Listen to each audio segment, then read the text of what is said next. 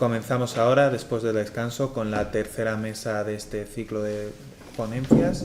El título de la mesa es Expectativa versus realidad, el trabajo frente a sus posibilidades contemporáneas, y contamos con dos ponentes de la más alta calidad. Comenzará Nacho Escutia con su exposición sobre Desde que somos capital, la transformación del trabajo y la producción biopolítica de su revolución. Nacho Escutia es profesor asociado de Filosofía del Departamento de Filosofía, Antropología, Sociología y Estética de la Universidad de Castilla-La Mancha, donde se desempeña en la Facultad de Ciencias de la Educación y Humanidades y en la Facultad de Comunicación de la UCLM de Cuenca. Ha sido asimismo profesor de Filosofía en la Universidad Rey Juan Carlos de Madrid.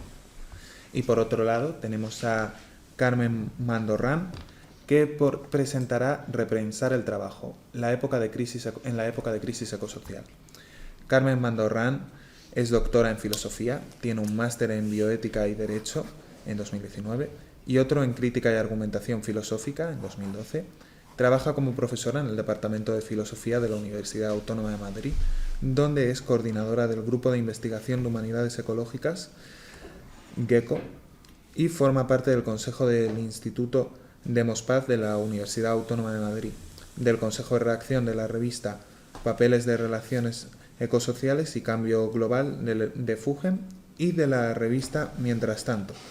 Sus principales líneas de investigación tienen que ver con la reflexión política y moral contemporáneas en el contexto de la crisis ecosocial.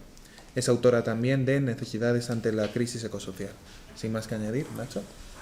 Muchas gracias, Alejandro. Bueno, en cierta medida, o en toda, lo que tratamos de alumbrar es cuál es nuestro propio horizonte, ¿no?, de reflexión sobre el trabajo, es decir, desde dónde nos ha estado pensar el trabajo, qué noción de trabajo está en nuestra cabeza para poder delimitar así cuál es nuestra tarea.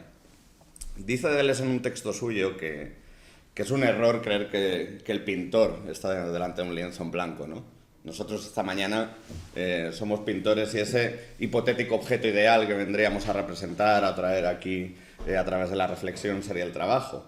Pero claro, del mismo modo que sugiere Deleuze a propósito del pintor, no nos podemos limitar, incluso sería imposible si quisiéramos, traer el modelo a esta mesa, ¿no?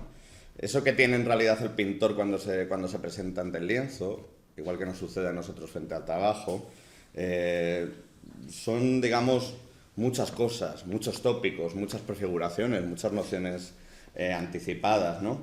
Y entonces, claro, nos sucede o nos debería suceder un poco como en realidad le sucede al pintor, que más que construir en el lienzo, lo que hay es que deconstruir, porque hay que vaciar, hay que limpiar, hay que quitar cosas, ¿no?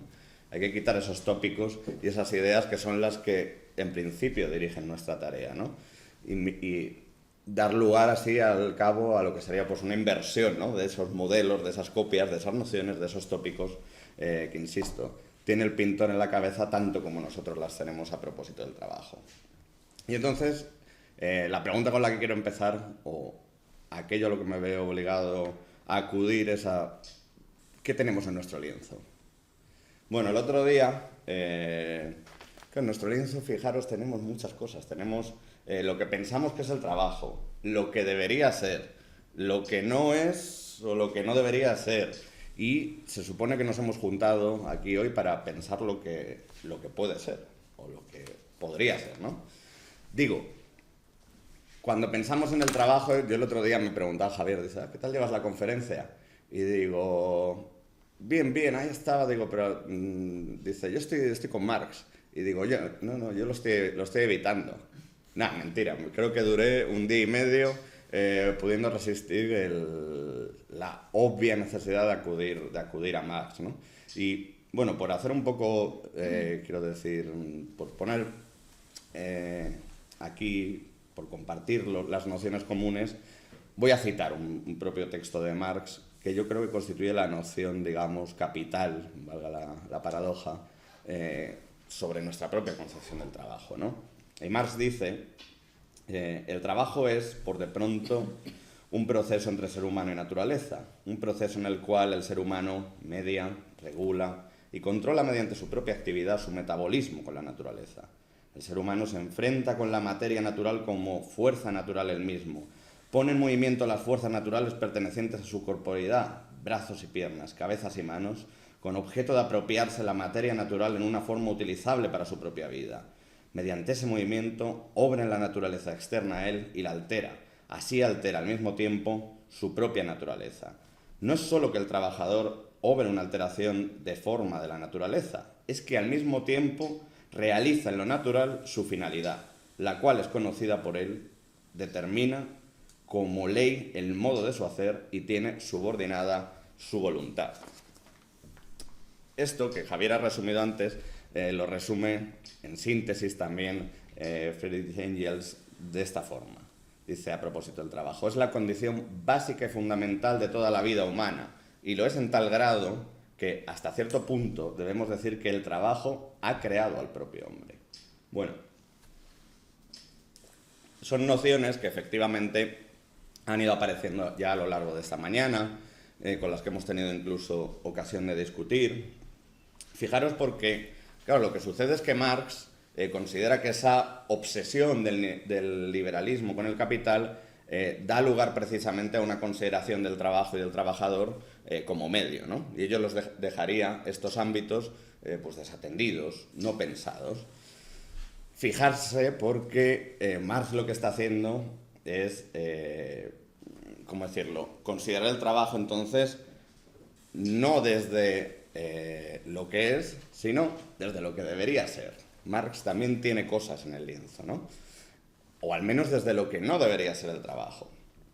Claro, sucede sin embargo, y para seguir con esa tarea que tiene el pintor por delante, sucede sin embargo que esa historia del capitalismo que Marx postula no es la historia del mundo, ¿no? A él allí el trabajo se le revela como la relación y el fenómeno fundamentales, ¿no? Desde los cuales se levanta esa realidad social capitalista que además lo mistifica, ¿no? Bien, lo que sucede, digo, es que esta historia del capitalismo que Marx plantea es más bien el único modo en el que él puede leer y hacer una historia del mundo, es decir, el modo en el que él puede hacer inteligible la posibilidad de esa realidad social existente y de la injusticia, de hecho, que determina a esa realidad social. Ya sabéis, el trabajo para Marx es concebido, entre otras dimensiones, como fuerza de trabajo y, por ende, como una autonomía que es empropiada o expropiada. También lo concibe como una relación con la materia y, en definitiva, al mismo tiempo, esto quizá no de una forma tan evidente, como una necesidad, una falta, ¿no? Que eso es algo que nos lleva a la tematización, digamos, como señala el filósofo francés Gilles Deleuze, del deseo, ¿no? En el trabajo ya se está jugando lo que no se tiene, lo que se está hurtando por parte de otro lado de la burguesía, y también está ahí ya jugando la concepción de una vida humana, digamos, vacía, desprovista de plenitud per se, ¿no? Hablando del tiempo que antes mentaba Alejandro, ese tiempo no es valioso por sí, sino que se hace valioso para Marx en el trabajo. Digo, rige aquí, por ende, una interpretación bastante sui generis, bastante singular del trabajo, ¿no? Pero claro, contra lo que piensa Marx, y poniéndonos un poco provocativos, el trabajo, asalariado o no, no es esencialmente nada por sí mismo. Es decir, en todo caso, podríamos decir, leyendo al propio Marx y viendo lo que le sucede al propio Marx, incluso lo que me sucedió a mí el otro día cuando tuve que acudir a él para pensar esto propiamente, que claro, el trabajo es, si acaso, aquello que nos apela constantemente y que nos requiere dotar de una significación teológico-política, ¿no? Es decir, es esa necesidad del hombre a verse tematizado, a verse sí objetivado a través de la praxis, aquello que como mucho podemos decir a propósito del trabajo, ¿no? Eso que Marx denomina precisamente ya en ese texto que estaba comentando como una suerte de vocación de exterioridad, ¿no? Como esa necesidad de ir hacia afuera, ¿no? Ahora bien, eso que en cada caso tiene que llenarse, eso que en cada caso nos apela a dotarlo de un significado, a dotarlo de una significación teológico-política, siempre es alumbrado desde su contexto histórico, ¿no? Eso es lo único que podemos decir. Por eso le decía yo a Marx que no es algo per se. Es imaginario, es tan imaginario de hecho como es lo económico, como es la comunidad política, como es el Estado o como es la justicia. Absolutamente imaginario, ¿de acuerdo? Pero es que además, fijaros, porque este trabajo, o esta forma de pensarlo, apela a la propia tarea de la imaginación, ¿no? Al menos si tomamos en serio esa definición que nos dice Marx de que el trabajo es la transformación y trascendencia de la naturaleza material por el hombre, es decir, proceso de imaginación. Bueno, es, como dirá Félix Guattari, creación de capital semiótico.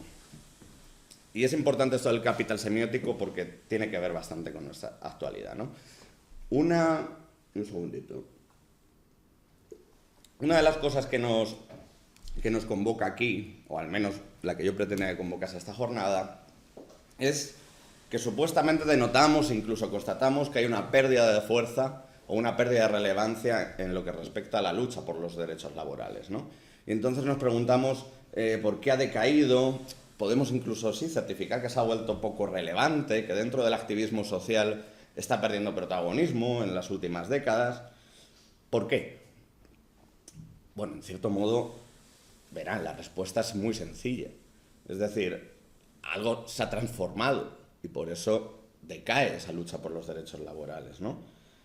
Y es que esa significación que el trabajo tenía, o para aquello que el trabajo tenía una significación en el mundo de Marx, es lo que ha caído. Es decir, esa imagen de sociedad que Marx definía a partir de la lucha o de la necesidad de lucha por el trabajo es lo que está en desaparición.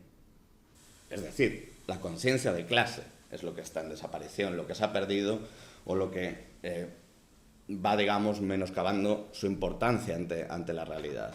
Es decir, es el dispositivo de agenciamiento político que hacía del trabajo, de la producción, un elemento políticamente significativo, el elemento cualificante de la vida política, ojo, de la vida política de un determinado sujeto social, que era la clase obrera, que por cierto es un resultado a su vez histórico-social. Eso es lo que ha decaído verdaderamente, ¿de acuerdo? El dispositivo que se agenciaba el trabajo. Bien, entonces podemos decir, con Marx, o leyendo a Marx más bien, podemos preguntarnos, ¿qué es entonces la lucha por los derechos laborales? ¿Qué ha sido hasta hoy la lucha por los derechos laborales?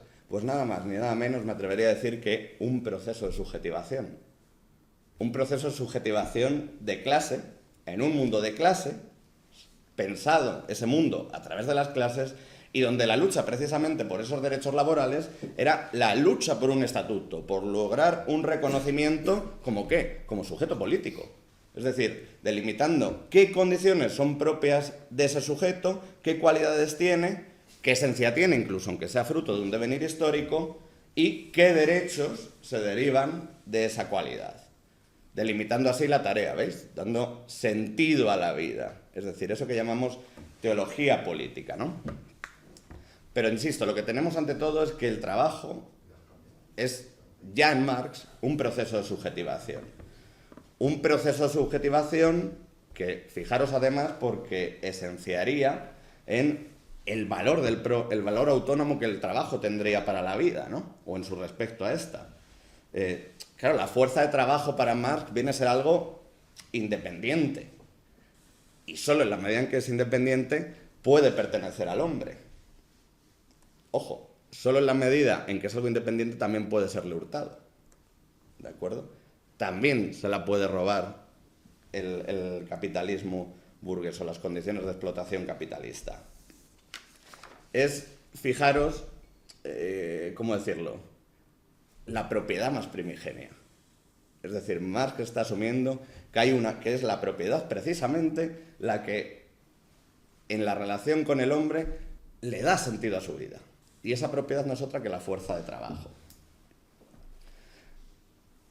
Es en esa propiedad o en la relación con esa propiedad que es la fuerza de trabajo, insisto, donde se objetiva y se alcanza en su plenitud el hombre, o bien donde se da ese fallo en el proceso de objetivación y se aliena, ¿vale?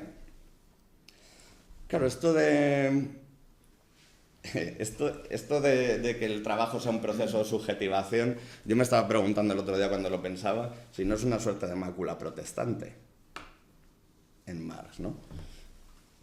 Inés, que conoce a Weber mejor que yo, seguramente tendrá que decir algo de esto. En cualquier caso, fijaros porque el trabajo aparece ya en Marx como el ámbito por excelencia de subjetivación, ¿no? Es decir, el proceso de subjetivación absoluto. Y los sujetos políticos se definen en relación al trabajo y en relación a su fruto, ¿no? El capital. El trabajo, como he dicho, es el horizonte de medida, aquello que da las clases, que dona las tareas por hacer, lo que se hurta, lo que no, es decir, a partir del cual es imaginada la realidad social y a partir del cual es alumbrada esa injusticia bajo la que Marx contempla su propia realidad social. Entonces, insisto, en más de un lado encontramos que la relación con la producción es lo que distingue entre las clases e incluso lo que las hace, lo que las dota de la esencia correspondiente, fruto de un devenir histórico concreto, pero de otro lado la producción nos aparece como el modo, digamos, el punto de vista prioritario a través del cual se cualifica nada menos que la vida humana. Y claro, ello constituye la más evidente herencia y continuidad con el pensamiento liberal burgués. Es decir, que la vida se cualifica en la propiedad, ¿no? Bien.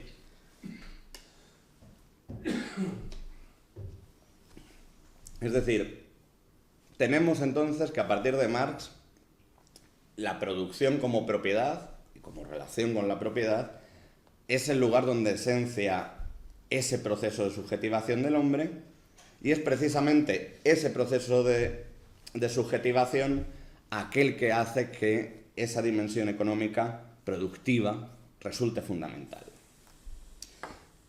Llegados a nuestra actualidad, es decir, ya a partir de los diagnósticos que en esta mañana más o menos hemos trazado, ¿qué podemos decir? Pues podemos decir que lo que se ha transformado, claro, es el modo por el cual el trabajo opera como proceso de subjetivación. Pero ojo, no que no sea el horizonte de subjetivación, aún, ¿no? ¿Qué ha cambiado entonces exactamente? ¿Y cómo ha cambiado? Es decir, ahora sí estamos en disposición de leer por qué el trabajo no ostenta en apariencia la importancia que tenía antes.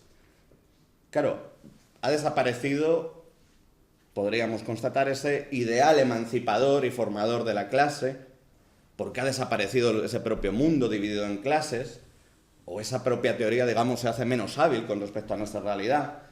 Pero ¿por qué mientras otras luchas se sitúan al alza, la lucha por los derechos laborales decae? Fijaros, puede aumentar el feminismo, el ecologismo, la lucha por el reconocimiento de las minorías, sea cual fuere su condición, étnicas, religiosas, nacionales, de género.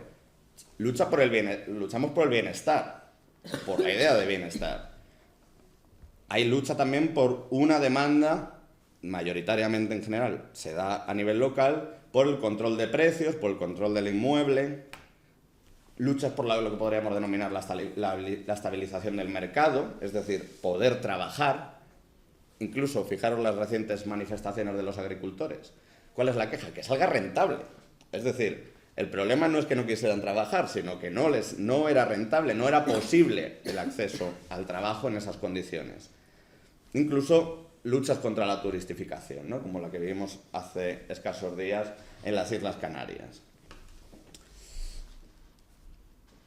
¿Por qué, insisto, frente al alza de estas luchas decae la propia lucha por el acceso al trabajo? ¿O por qué la lucha por los derechos laborales decae mientras estas otras se sitúan al alza? ¿Y por qué la lucha por los derechos laborales, incluso en el mejor de los casos, parece convertirse progresivamente en una lucha por el acceso al trabajo, ¿no? ¿Por qué, de hecho, mientras el trabajo, tal y como hemos tenido ocasión de constatar, tiene una importancia central en nuestra vida, la lucha por los derechos laborales, paradójicamente, decae? Cada año hay menos personas en las manifestaciones del 1 de mayo. Y quien diga lo contrario, miente. Es decir, no nos motiva un exceso como personas políticamente comprometidas ir a esa manifestación. En cambio, consideramos más vital hoy en día, o me atrevería a decir que todos los asistentes aquí ahora considerarían más vital, más decisivo políticamente acudir a la del 8 de marzo. Significativo, ¿no? Bien, ¿a partir de dónde podemos comprender esta pérdida de importancia? Primero, fracaso de ese proyecto de emancipación que representaba la clase. Y segundo, a ver si me sale, que ya me pasa lo de anoche, reterritorialización del capitalismo neoliberal sobre el trabajo. Es decir, ¿cuál es nuestro horizonte al respecto? ¿Cómo hemos llegado hasta aquí?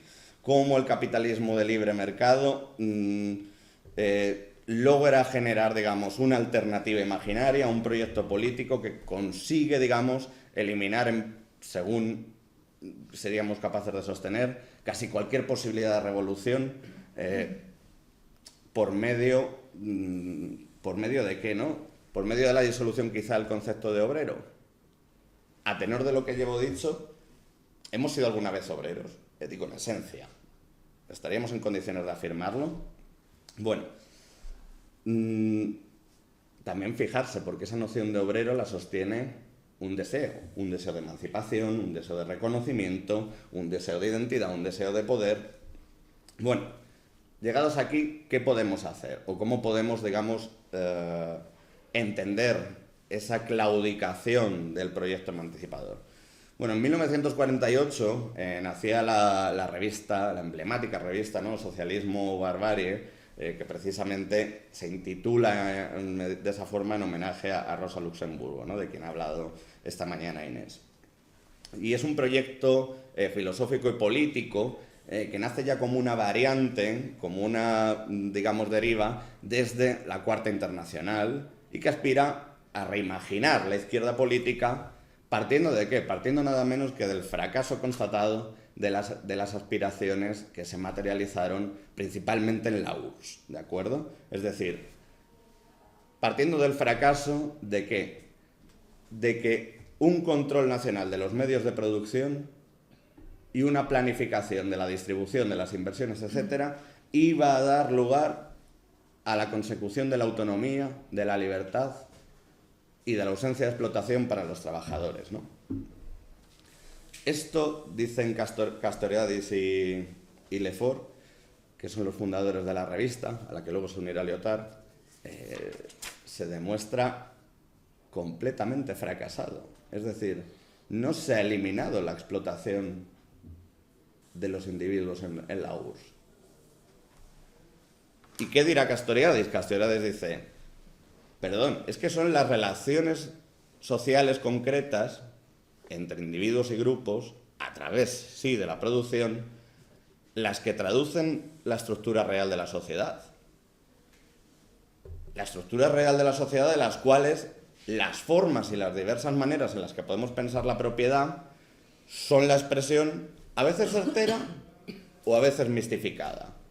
Pero en cualquier caso, igual que no podemos imaginar que las cláusulas y máximas virtuales que proyectan las constituciones burguesas, es decir, la igualdad de la ciudadanía, la soberanía del pueblo, igual que no podemos aceptar eso como si se diera sin más, escamoteando el análisis de los mecanismos sociales, políticos y económicos que llenan o no de contenido esas formas, tampoco podemos asumir que ese proyecto de nacionalización de los medios de producción, de control y planificación de la producción va a dar lugar a la libertad y a la autonomía de los individuos o que los va a liberar de la explotación.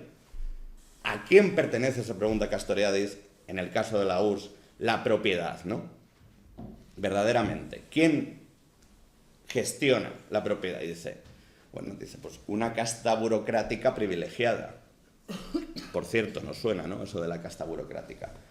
Bien, dice, para el caso, esa casta burocrática tiene exactamente los mismos rasgos que los agentes capitalistas que usurpaban la plusvalía en la realidad productiva de la sociedad, de las democracias liberales y de los estados liberales. Esa burocracia constituye un aparato que controla los medios de producción, controla las relaciones que sostienen y dan lugar a esa burocracia y a esa producción y controla los resultados de esa producción. Y aún más, impide efectivamente la consecución de la autonomía de los trabajadores mediante ese control y esa tenencia de los medios de producción. Claro, para Castoriadis, la autonomía verdadera es que los trabajadores tengan y se hagan con la posesión efectiva, no representada ni mediada, efectiva de los medios de producción, y que las relaciones de producción no sean planificadas, sino que se instauren libremente, que lo puedan decidir los propios trabajadores, ¿no? A partir, claro, de que se tengan unos medios que puedan llamarse verdadera propiedad común, es decir, que no pertenezcan a un Estado, sino que pertenezcan a los trabajadores. Y en vez de ello, digo, encontramos una burocracia que se erige, dicen, en clase privilegiada, ¿no? Y que perpetúa esa explotación. Que de hecho vive, o se aparece, claro, realizando un consumo totalmente improductivo, ¿no? Dice, equiparable al que realiza el empresario capitalista. Y que determina además cómo se va a utilizar el producto social total. ¿Cuál va a ser la repartición entre salario y plusvalía? Incluso qué cantidad de la plusvalía, fruto de la producción de los trabajadores, corresponde a mantener ese consumo improductivo que lleva a cabo esa burocracia.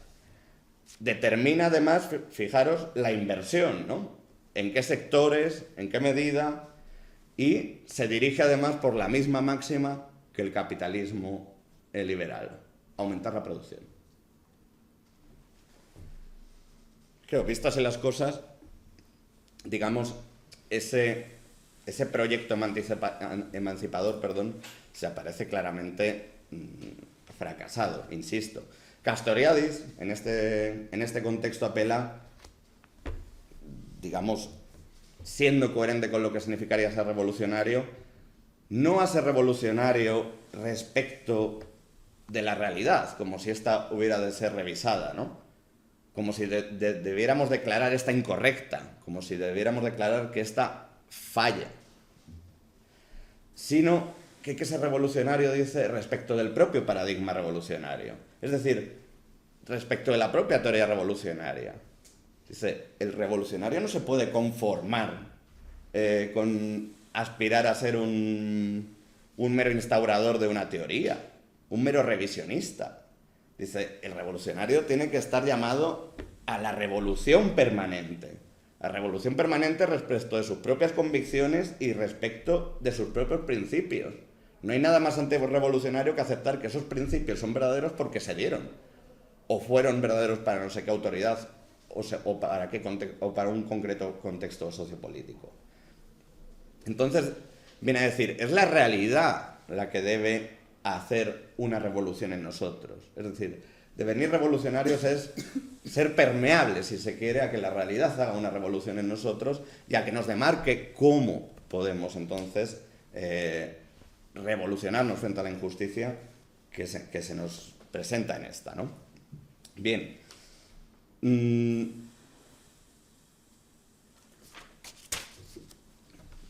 ¿Y cuál es esa realidad? ¿Cómo es esa realidad que hoy en día habitamos, vivimos? Pues esa realidad sin duda es la que apela al éxito innegable de la globalización en términos de universalización del libre mercado, ¿no? Pero ¿cómo se llega hasta ahí? Además, ¿por qué se ha universalizado el mercado y no se ha universalizado la justicia social, la paz, el estado de bienestar, el acceso a los recursos básicos? Bueno, ya sabéis que me gusta mucho hablar del ordoliberalismo alemán, ¿no? Y simplemente esta vez quería traerlo a colación para entender por qué la economía ha devenido prioritaria, es decir, por qué desde el punto de vista político ha seducido retóricamente aquello que propondría el neoliberalismo primigenio, ¿no? Claro, para el ordoliberalismo alemán, insisto, la prioridad de la economía viene dado por la posibilidad de integrar la sociedad a través de los principios de la democracia y de la humanidad. Para el ordoliberalismo alemán, la democracia, en el contexto de la mitad del siglo XX, tras la Segunda Guerra Mundial, está amenazada tanto por el poder político como por el monopolio, ¿de acuerdo? Es decir, cualquier forma de totalitarismo, cualquier cristalización, cualquier cosa devenida dogma es problemática. Y entonces dicen, la democracia debe ser praxis. no puede ser un concepto. No puede ser un concepto que pretendamos al cual la realidad se adecúe. La democracia hay que performarla, tiene que ser una puesta en práctica, ¿no? Y claro, para eso hay que hacer a los individuos democráticos. Es decir, el individuo no es democrático per se, tampoco es totalitario per se, ¿no? Hay que hacer democráticos a los individuos en su actuar. Y claro, ¿cómo se logra eso? Pues para ese primigenio neoliberalismo, esa democratización de los individuos se lleva a cabo mediante esa integración en el mercado. ¿De acuerdo?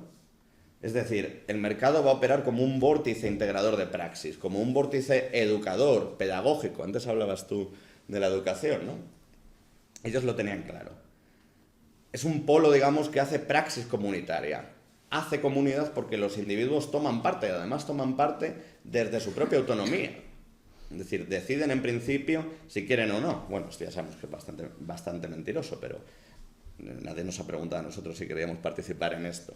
Pero en cualquier caso, bajo esa consideración de que la libertad no es un ideal, ¿de acuerdo?, sino que la libertad tiene que ser puesta en práctica, tiene que ser obra, tiene que ser praxis, fijaros, porque esa libertad económica se traduce en libertad política, ¿de acuerdo? Es lo que viene a educar en la libertad política. Y ese ideal de competición plena, en el que competición plena y no molestada por ninguna imposición, ya sea en forma de monopolio, ya sea en términos de totalitarismo, es lo que forma individuos democráticos, ¿no?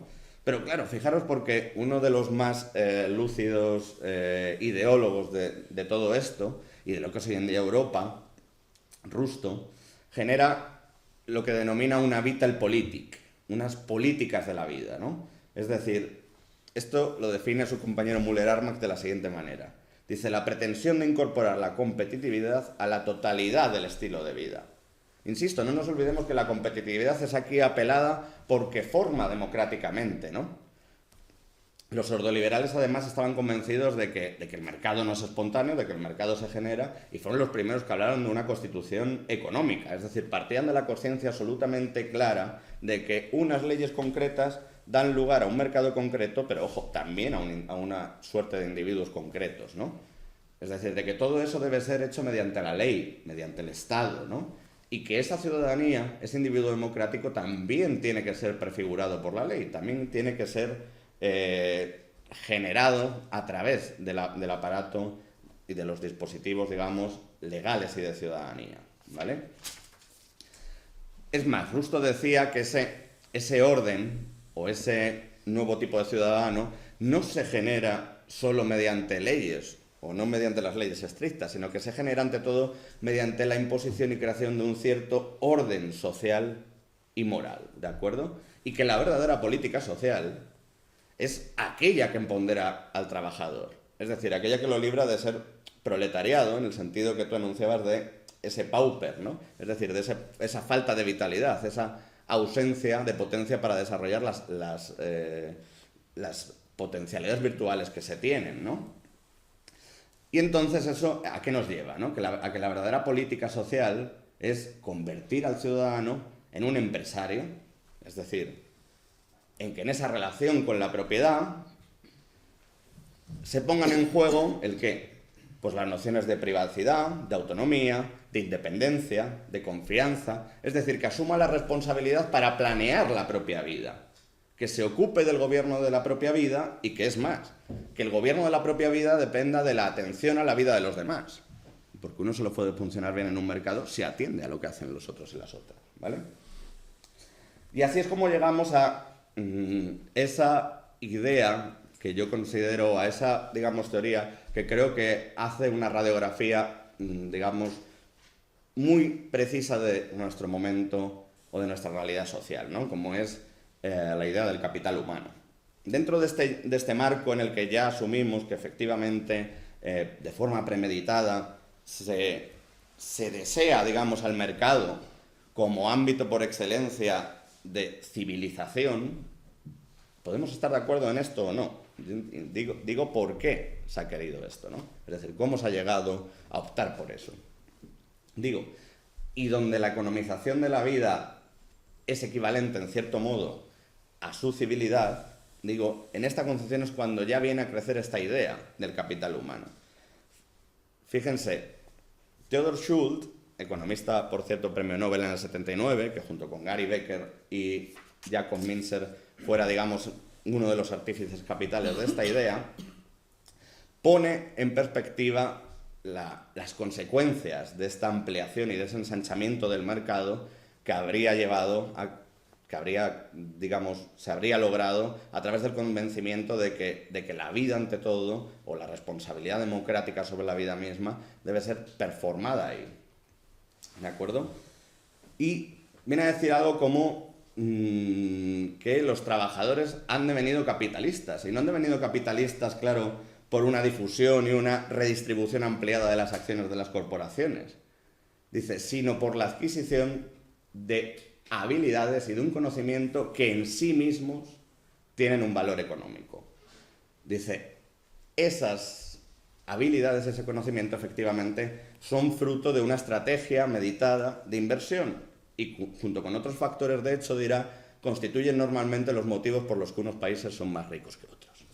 ¿Vale? La diferencia de los países avanzados estaría, digamos, en la formación, sí, en la educación. ¿Vale? Claro, para Schultz, esa noción clásica, o dentro de la economía clásica, de trabajo, que implica simplemente considerar a los trabajadores como recursos humanos, es decir, como un bien capital, dice, supone que el trabajo es manual y sencillo y que todos están en disposición de hacerlo igual. Dice, pero eso era erróneo antes y es erróneo ahora. ¿De acuerdo? Dice, en cambio, todos esos conocimientos, esas habilidades que cada individuo respectivamente tiene, son susceptibles de dar un rendimiento, y un rendimiento en cada caso diferente, ¿no? Y dependen de la inversión del individuo. Es decir, aquí se está realizando ese individuo democráticamente responsable de sí y de su propia vida, que ese neoliberalismo primigenio, ese ordoliberalismo alemán, ya esbozaba y ya pretendía. Y claro, dependen de la inversión del individuo su educación, su formación laboral, su edad, su vigor físico, su experiencia laboral, su estado de salud, su vitalidad, su decisión de emigrar o no emigrar, su vestimenta, su apariencia. Pero ojo, mucho cuidado también, sus amistades, la red social que comporta, su prestigio, su reputación, su personalidad, su herencia patrimonial, su herencia social, su red y su soporte familiar, su tiempo libre, es decir, qué tiempo dedica a formarse, a cuidarse, a relajarse, su capacidad o su seguridad para hacer inversiones en más capital humano, retrasando incluso la propia entrada en el mercado laboral y diciendo, no, me voy a quedar estudiando unos años más. ¿Para qué? Para poder lograr luego un capital mayor. Su ocio y su bienestar. En definitiva, el capital humano, tal y como lo llegan a teorizar Schultz, Becker y Mincer, es todo. ¿De acuerdo? Es decir, todo aquello que es susceptible de generar un rendimiento. Las condiciones mismas de la vida del individuo y la cualidad misma de la vida son en sí un capital. Bueno, a nadie extraña si digo que si dormís mejor, trabajaréis mejor. Obvio, ¿verdad? Incluso, como dice Guattari, y como ya comentábamos en el debate de antes, el propio tiempo libre, el propio ocio, no es incompatible, sino que puede hacer bien el juego a un capitalismo neoliberal desarrollado como el que habitamos, ¿de acuerdo? Fijarse, porque además es muy interesante que si habitualmente consideramos el capitalismo contemporáneo desde el consumo, esto se revela totalmente erróneo. Como ya Marx vio, el capitalismo esencia en la producción. No hay consumo pasivo, todo consumo es una producción. Porque yo, cuando estoy viendo ese programa de corazón absurdo, estoy relajándome. Es decir, es susceptible de que mi relax dé lugar a un valor, quizá mi concentración posterior para otra cosa. Pero cuando voy al cine, también estoy, digamos, invirtiendo en mi capital cultural. Al menos por las amistades que me ofrece el poder hablar de cine culto, por ejemplo, ¿vale? En cualquier caso, no hay consumo ni comportamiento económicamente estéril. No hay nunca pasividad, ¿de acuerdo? Y para terminar, lo que yo quiero que entendamos es que ese capital humano lo que expresa ante todo es las condiciones de la estructura epistémica que rigen para nuestra praxis en nuestra realidad social contemporánea. Es decir, la estructura misma de sentido en la que se enmarca nuestra manera de conducirnos y de conducir nuestra vida. Entonces, no solo el trabajo como inserción en una cadena de montaje de tipo taylorista implica o constituye una producción, sino que cualquier acción, cualquier relación ha devenido producción. Y con ello, por supuesto, parte procesual de ese horizonte de subjetivación que ya no se canaliza de la forma en que lo hacía Marx, sino que está esperando, digamos, un dueño, es decir, un dispositivo de agenciamiento que lo llame. Y esto es lo que ha hecho, digamos, el capitalismo neoliberal, ¿de acuerdo? Es decir, desterritorializar por un lado el trabajo asalariado como ese horizonte de subjetivación privilegiado, transformar la idea misma de trabajo, llevándola a todos los ámbitos de la existencia y, al mismo tiempo, dar lugar a una reterritorialización simultánea por la cual la producción, fijaros, se mantiene como el horizonte de subjetivación por excelencia. Solo que ese ámbito de subjetivación ha devenido ilimitado, ¿no? Es decir, de un lado desactiva el trabajo asalariado como eje capital de objetivación de esa subjetividad. Me estoy ciñendo el primer párrafo que he leído de Marx, ¿de acuerdo? Y al mismo tiempo, ojo, porque lleva a cabo una multiplicación del ámbito político y de lo que constituye la significancia política. Es decir, esas dimensiones económicas que proliferan son también dimensiones políticas, ¿de acuerdo? Y allí se juega esa constitución humana y civil del hombre. Hay una multiplicación de lo político. Yo he mentado antes los múltiples activismos o las múltiples formas, digamos, en que la lucha por la justicia social se está canalizando. Eso solo podría haber sucedido en este horizonte. Es decir, en el horizonte en el que esos ámbitos de la vida, precisamente por ser económicos, han devenido políticos. Y donde el trabajo no puede ser más pensado a partir del tópico del trabajo asalariado, sino que, como muy bien ciertas ya medidas políticas actuales están haciendo, tiene que ver con el cómo se vive, cómo se quiere vivir y con la cualidad de vida. Ahora bien, asumiendo que eso no conlleva, digamos, ganar la partida,